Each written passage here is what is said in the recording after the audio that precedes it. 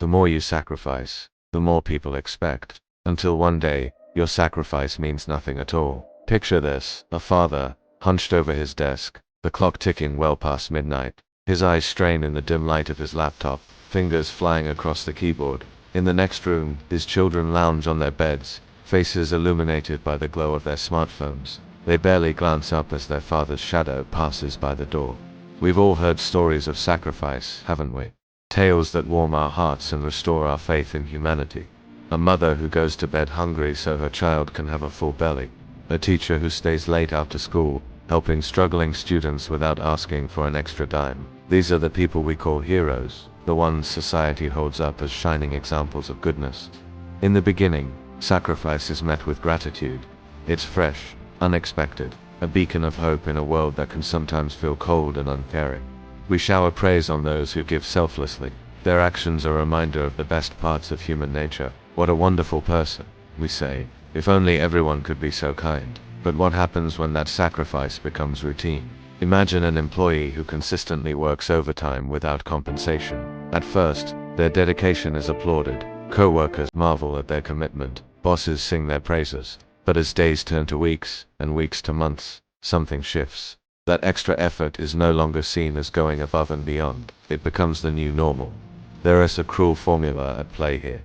100-10. You can help 100 times. Sacrifice 100 times. But the moment you refuse just once, it's as if all those previous acts never happened. Your reputation, built on countless selfless deeds, can crumble in an instant. As sacrifice becomes expected, a more insidious problem emerges. People begin to hide behind your kindness, using it as a shield to avoid their own responsibilities.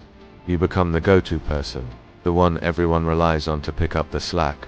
"Oh, don't worry about it," they say. "I'm sure they'll take care of it." And before you know it, you're carrying not just your own burdens, but those of everyone around you.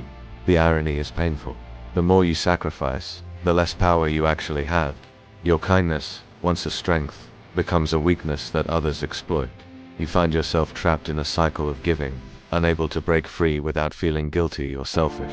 But there is an art to sacrifice, a delicate balance that we must learn to strike. The key lies in boundaries.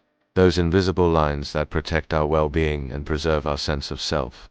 True sacrifice should always be a choice, never an obligation.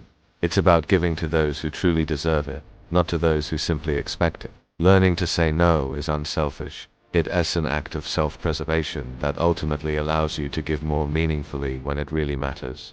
Remember this: sacrifice is noble only when it's your decision, not your duty. Think of the oxygen mask principle on airplanes. You're instructed to secure your own mask before helping others. Why? Because if you run out of air trying to help everyone else, you won't be able to help anyone at all. The same principle applies to emotional and mental energy. By setting boundaries and practicing controlled sacrifice, you ensure that you have the resources to make a real difference when it counts. Imagine a person weighed down by heavy bags, struggling to take each step. Now picture them dropping those bags, one by one, until they stand tall and unburdened. That's the power of learning to say no, of understanding that your worth isn't measured by how much you give up. As we close this chapter, remember, endless sacrifice makes you a prisoner. Controlled sacrifice makes you the master. It's time to reclaim your power, to give freely but wisely, and to understand that your own well-being is just as important as those you seek to help. In our next video, we'll delve into another fascinating aspect of human nature: why people often prefer comforting lies over painful truths. It's as a journey that will challenge your perceptions and perhaps even change the way you view the world around you. Until then, take a moment to reflect on your own patterns of sacrifice. Are you giving from a place of strength and choice, or from a sense of obligation and fear? The answer might just be the key to unlocking a more balanced, fulfilling life. Remember, your kindness is a gift. Treat it as such. Give it freely, but also protect it fiercely, because in the end, it's not about how much you sacrifice, but about the impact you make with the energy you choose to share. As the sun sets on another day of giving, ask yourself, am I sacrificing in a way that empowers me, or in a way that depletes me? The choice, as always, is yours to make.